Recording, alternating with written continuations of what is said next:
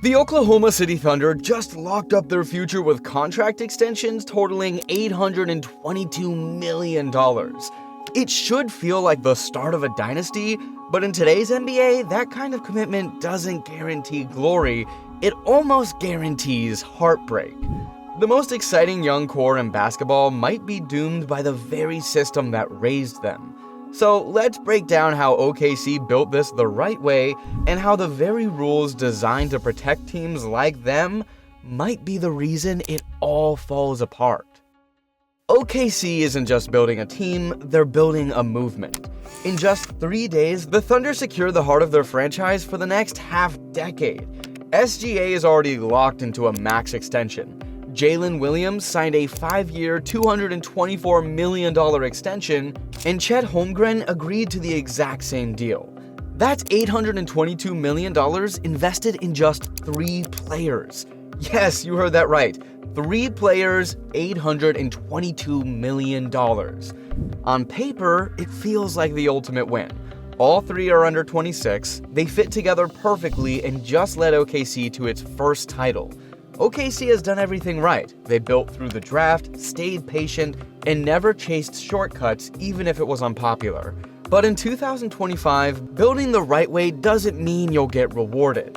Because the second you go all in on your guys, the clock starts ticking. These deals don't even kick in until the 2026 season, and when they do, it's going to get real ugly in Oklahoma City.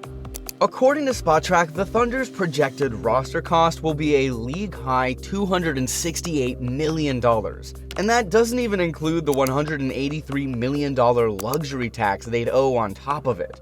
As those deals kick in, the Thunder won't just be expensive, they'll be historically expensive. If they keep the current roster intact and pay the tax bill, they'd set the largest luxury tax payment in NBA history. Well over $183 million. That would shatter the record set by Joe Lacob and the Warriors during their dynasty run. But there's one massive difference. Clay Bennett is no Joe Lacob, and that brings us to the real issue. The new CBA was designed to promote balance and to stop the richest teams from simply outspending the rest of the league. But in practice, it has just created a shorter fuse. Just ask the Boston Celtics. They looked like a future dynasty too, and they still might be. Tatum and Brown finally delivered a championship to Boston. But as soon as the confetti stopped falling, the front office got to work to reshape it around the league's new financial reality. The trades they have made in the summer of 2025 were about survival. The Celtics were staring down the barrel of the second apron, a harsh new salary cap line that doesn't just tax teams, it strips them of tools to stay competitive. By crossing that line, teams lose the ability to use the mid-level exception, combine contracts and trades, or take back more money than they send out. Soon, it'll even block teams from trading first-round picks more than 6 years out.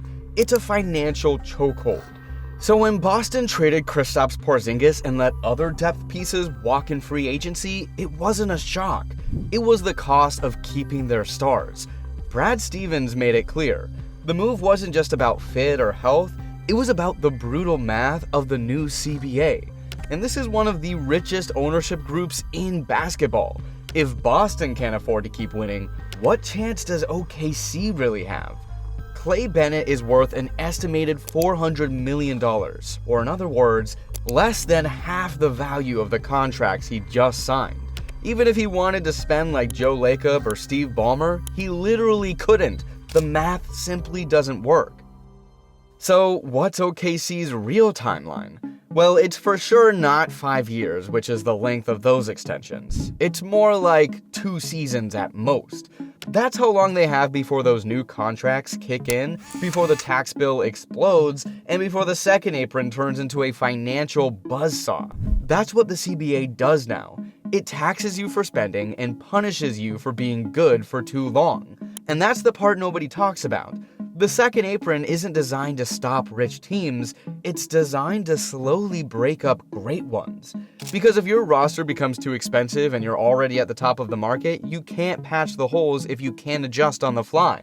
You either trade a key piece or you run it back with a weaker bench.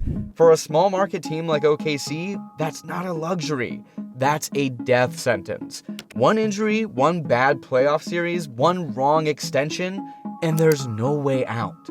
And if you're a small market team, you don't even get the option to say yes. The second you try to play ball with the big boys, the system reminds you that you're not one. The NBA wants parity, and on paper, that sounds great. But in reality, it means that no team is allowed to dominate for a long period of time. Not unless they can afford to bleed money to keep it going. For OKC, that means this run, this beautiful, homegrown, perfectly built young core, might be the best version we ever see. And the league is completely fine with that. So what can the Thunder actually do? They have 3 options, and none of them are easy. Option 1, bite the bullet, pay the tax, and hope that it works. But remember, that means spending over $450 million in one season, between player contracts and the brutal tax penalties that come with crossing the second apron. Option 2, trade early. This is the option nobody wants to talk about, but the front office has to. If OKC sees the financial pressure building too fast, they might not wait for those extensions to start. They could move one of their core players, Jalen Williams or Chet Holmgren, while their value is still at its peak. It sounds harsh, but this kind of move happens all the time. For the Thunder, it's about staying ahead of the second apron. Trading early means you set the terms. But it comes at a cost. You just won a title, the locker room has chemistry, the fan base believes in this core. Shipping someone out now could rattle everything and send the wrong message. That even winning isn't enough to earn stability. Still, Presti's not afraid to make the hard call.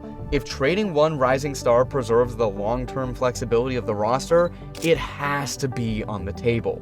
Trading early is the only way to reshape the roster before the cap forces your hand. And for OKC, the cruel reality might be this: keeping everyone could cost them everything. And lastly, option 3, run it for 2 years, then break it up. This might be the most realistic, and they use the next 2 seasons as a title window. They would hope they stay healthy and keep contending, but after that, all bets are off. By 2026, someone's contract will be too big, whether they are winning then or not. Here's where it gets even more unfair. If the Thunder were in a bigger market or backed by a billionaire owner, this wouldn't be a crisis. The Clippers have spent over $300 million per year to chase a title. The Warriors paid a record-breaking luxury tax bill to keep their core alive. Owners like Steve Ballmer and Joe Lacob aren't afraid to lose money on paper because their franchises generate it right back through TV deals, merchandise, and brand power. But Oklahoma City doesn't have that luxury. Their arena is small, their media deals are limited, and they're not pulling in international attention or driving global jersey sales.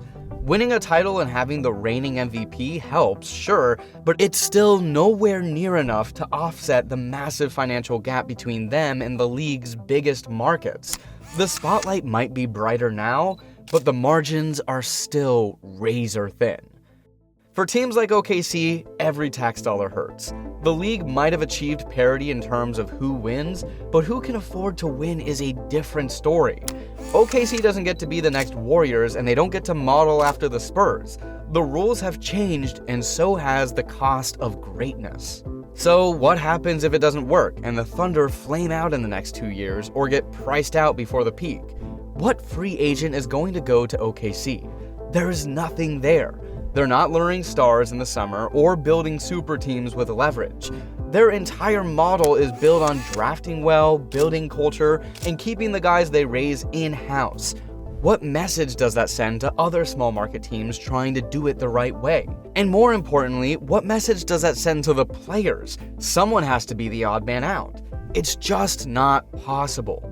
So even though OKC's front office has done nearly everything right, they might still be forced to cut talent just to stay afloat. Once those decisions start, the culture shifts and it gets really ugly really fast. The NBA finally gave us a team everyone could root for, but instead of rewarding them, they're now on a 2-year shot clock. So much of what makes NBA fans fall in love with a team is the possibility. We believe in the idea that if a front office does everything right, drafts smart, develops talent, and builds chemistry, then that team deserves a shot at greatness. OKC did that. Today's NBA doesn't reward patience, it punishes success. The Thunder might be the most exciting team in the league, and we may only get to see 2 more years of it. Dynasties aren't just rare now, they're unnatural. The NBA says it wants parity, but what it's created is instability, where even the best stories have an expiration date. And that's what makes this whole thing so tragic. Not that OKC might fall short, but that they were never given a real chance to last. If you made it this far, thanks for watching. Let me know in the comments. Do you think OKC can survive this new era, or is the league stacked against them?